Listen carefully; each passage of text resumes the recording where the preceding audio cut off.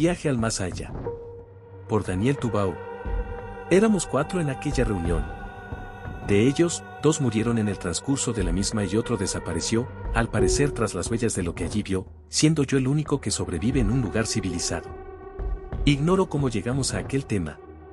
Pero recuerdo que nos hallábamos enzarzados en una profunda discusión que giraba en torno a las similitudes observadas entre los mundos creados por Lovecraft y los que aparecen en obras tales como El Bardo Todo y la narración egipcia, El Libro de los Muertos.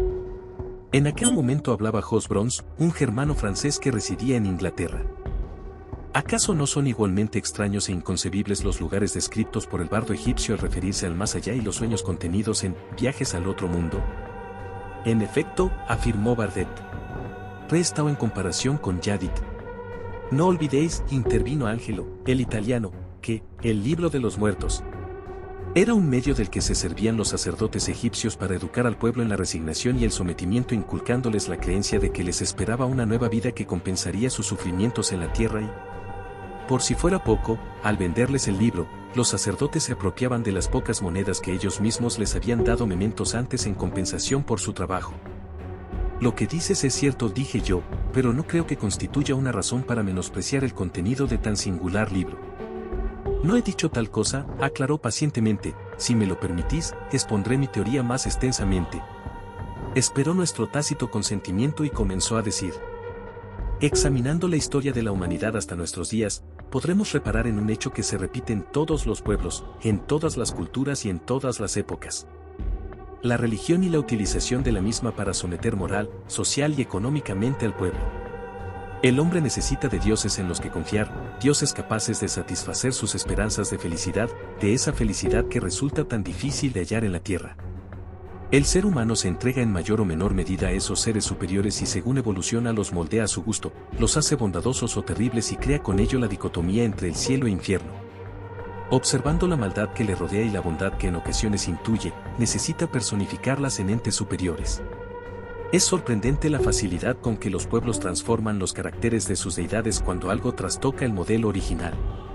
Si a pesar de ser su Dios bondadoso, la desgracia asola a una determinada cultura, esta se contenta atribuyéndolo a un debilitamiento de las potencias benéficas o explican puerilmente que esa es la voluntad de los dioses y que el hombre está condenado a sufrir en la tierra para poder obtener la recompensa del paraíso. De ahí a establecer unas líneas de conducta que siempre benefician al poder solo hay un paso. Mas, la pregunta es, ¿los hombres crearon a los dioses o en realidad se percataron de que existían otros mundos paralelos, superiores o incluso inferiores al de la tierra poblados por seres desconocidos? Si fuera así, y al no comprender en su auténtica dimensión tales mundos, el hombre los adaptó a su conveniencia y con el tiempo los desarrolló de tal modo que perdieron su verdadera identidad. Yo puedo asegurar que esta segunda teoría es la acertada y que los sacerdotes que difundieron el libro no alcanzaban a captar su significado, pues es de todos conocido que el texto procede, así como gran parte de los mitos egipcios, de la traducción de su arcaico volumen de origen hindú. Y es mi opinión que la raza que escribió tal libro no pertenece a este mundo, sino que procede de las estrellas o de alguna dimensión paralela. Coincido plenamente con la primera parte de tu razonamiento, pero las últimas afirmaciones que has formulado entran dentro del campo de la fantasía, y yo me precio de mantener los pies sobre la tierra. Aun cuando mi mente viaje por mundos que no existen, condenó Bardet. Aunque sus teorías son sumamente interesantes, prosiguió Brons mirando a Ángelo, estoy de acuerdo con Bardet. Lo demás son fantasías y nosotros somos hombres de razón pese a nuestro interés por lo oculto. Sin embargo, lo que digo no es en esencia fantástico, pues cómo explicar sino la semejanza entre los combates narrados en el Rigveda hindú y una batalla entre naves espaciales. En verdad, lo que digo no es más irreverente que el absurdo y trasnochado Dios bueno y todopoderoso al que profesas culto. Pasaré por alto su última alusión y le diré que las descripciones del texto hindú me desconciertan sobremanera, pues ciertamente, su similitud con un combate aéreo es notable. Pero existe una explicación racional, y es que el hombre que escribió aquel libro era algo así como un Julio Verne de la antigüedad. Aseveró Brons con su particular manía de tratarnos de usted a pesar de que hacía ya años que nos conocía. Sin duda se debía a la férrea disciplina germana que su padre le inculcó. Siempre y cuando no tengamos en cuenta que Verne predijo todo aquello en una época relativamente avanzada, repuse yo. Según la reconstrucción hecha por los eruditos, la India del Rigveda no era así y añadí, además lo imaginado por Verne empalidece frente a lo narrado por Lebardo hindú. Lo que predijo el primero ya ha ocurrido o está en vísperas de ocurrir, no así las furiosas batallas espaciales descritas en el Rig Veda. Confieso que me siento inclinado a compartir las ideas de Ángelo. Su teoría explicaría de modo concluyente los extraños hechos y objetos que existen sobre la Tierra y cuyo origen no ha podido ser explicado satisfactoriamente. Bien, las opiniones están igualadas y las espadas siguen en alto, rió Bardet con su fino humor inglés. Creo que ha llegado el momento de aportar pruebas convincentes. Naturalmente han de ser ustedes quienes la saquen a relucir, dijo Bronze a la vez que una leve sonrisa aparecía en sus labios ante el convencimiento de que aquello era imposible. Tengo las pruebas y os invito a conocerlas junto a mí. La afirmación nos sorprendió a todos y dirigimos una inquisitiva y escéptica mirada a Ángelo. Sí, vosotros mismos podréis comprobar con esos estupefactos ojos con que me atravesáis la veracidad de mis afirmaciones. Otros lo hicieron antes. ¿Hicieron qué? Pregunté. Viajar a otros mundos y presenciar lo que el genio de Providence nos intenta describir con palabras. Pero, no puedo creer que des crédito a tales supercherías. ¿Hablas en serio? Porque no, y nadie ha demostrado que lo que Lovecraft narra sea producto de su imaginación, al menos en general. Es natural novelizar algunos de los pasajes de sus libros, pero no toda la obra. Cierto, asentí. Los extraños y reales casos de Innsmouth a los que sin duda se acerca más Lovecraft que cualquier escritor que por medio de la razón haya intentado hallar una respuesta, el viaje a las montañas de la locura, que el viejo George conocía mucho antes de que Lovecraft traspasara a novela el documento de uno de los componentes de la expedición, y qué tan funestas consecuencias tendría al ser desoída su advertencia por la expedición rusa que viajara a aquellos lugares meses más tarde. Al terminar mi intervención no pude menos que recordar a George. Él fue el fundador de aquella asociación y sin su presencia todo era distinto, nos faltaban sus agudas opiniones y sus esclarecedoras explicaciones. Ángelo interrumpió mis pensamientos y, ante el silencio general, declaró: Hoy hace 1 año y 11 días exactos de la muerte de George. Ya sabéis de la afición del viejo pro la simbología cabalística, así que no os resultará extraño que en su testamento me pidiese que os reuniera aquí al cabo del tiempo que hoy se cumple. Siempre dije que yo era el depositario de todos sus bienes, pero no es así, distribuyó entre todos nosotros sus pertenencias, pero me rogó que no os fueran entregadas hasta este momento. Asimismo, dejó algunos libros que habrán de ir a la biblioteca de la asociación mientras ésta exista. Entre ellos está el Necronomicon, de Abdul al-Azred en su traducción castellana de 1600, que, aunque con muchas claves y párrafos suprimidos representa una fiel versión del texto griego traducido por Piletas. También podréis encontrar La llave de Menian y Experiencias M de Arnabdida Salinas. Pero vayamos al grano. George me rogó a través de su testamento, que, pasada la fecha establecida, abriera ante todos vosotros este sobre y extrajo un abultado sobre del bolsillo interior de su chaqueta. Al punto lo vio y todos vieron que su contenido era una cinta magnetofónica y una carta que se apresuró a leer. Hoy viajaré a través de los mundos que se extienden más allá de nuestro espacio, nuestro tiempo y nuestras dimensiones, mis sensaciones las podréis conocer gracias a la cinta magnetofónica. No creo que yo pueda escucharla junto a vosotros. Ellos han percibido mi profanadora presencia. Vienen tras de mí y el único modo que tengo de vencerles es enfrentarlos.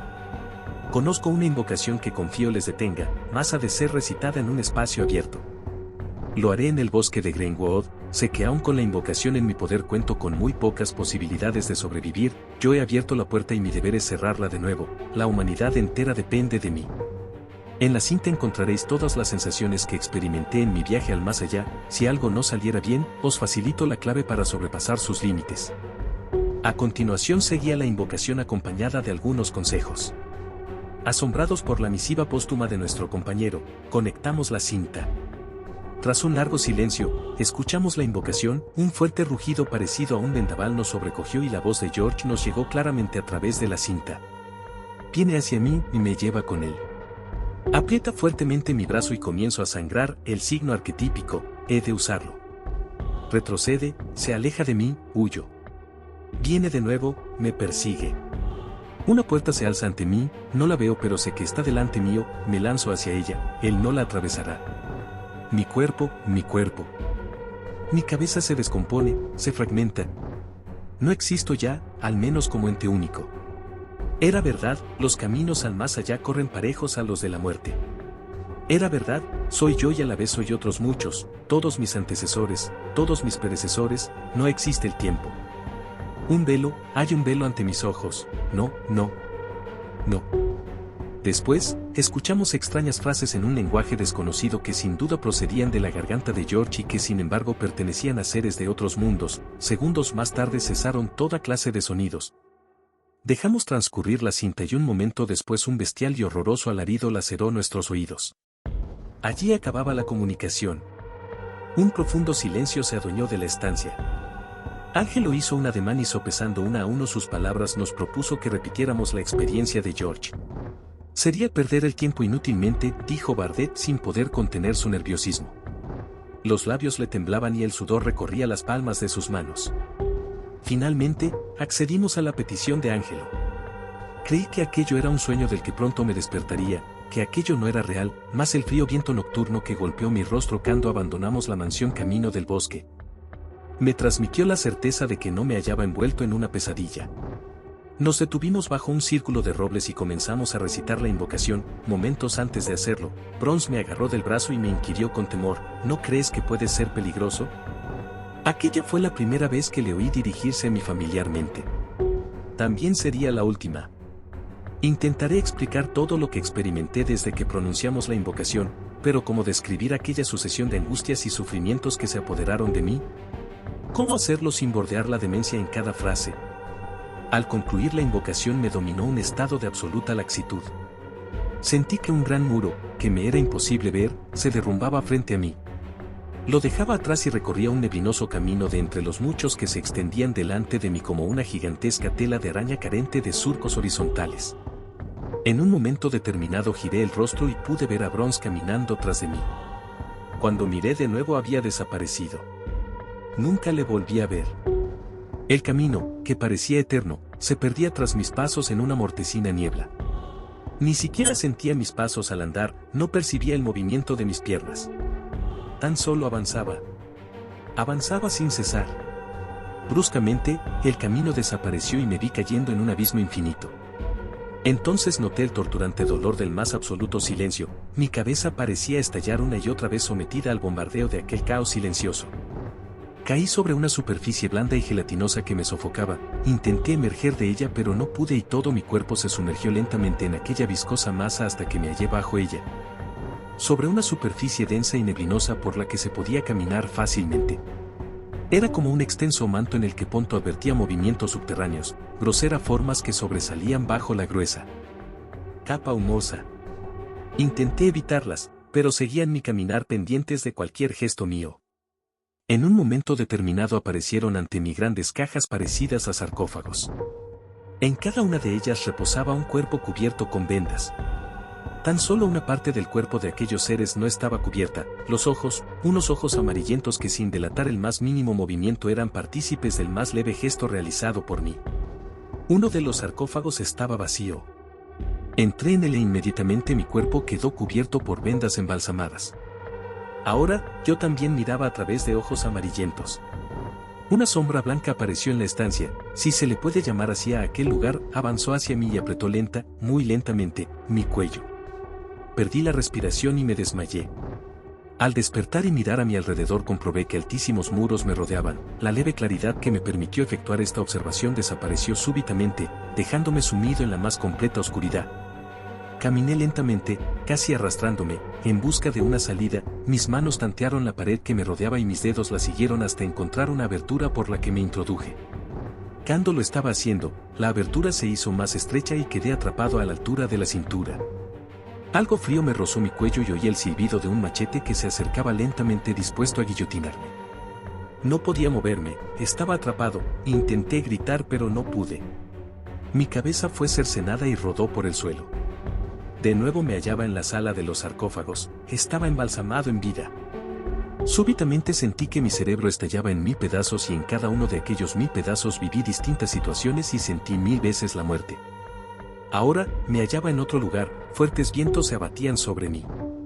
Avancé realizando un esfuerzo supremo, el clima, tornábase bruscamente del más absoluto calor a la más intensa gelidez. Gracias a uno de aquellos bruscos cambios de temperatura mi mente recuperó la lucidez perdida y recordé la invocación que me habría de devolver a mi mundo. Comencé a pronunciarla en voz alta, pero las palabras solo sonaban en mi cerebro. Todo a mi alrededor era ruido. Un fragor indescriptible que me hacía perder los sentidos, que penetraba a través de todos los poros de mi pies. Al terminar la frase me desmayé.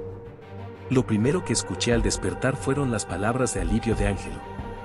Nos hallábamos en el bosque, solo habíamos sobrevivido nosotros dos como ya dije al principio. ¿Lo dije? No, no lo dije. ¿O sí?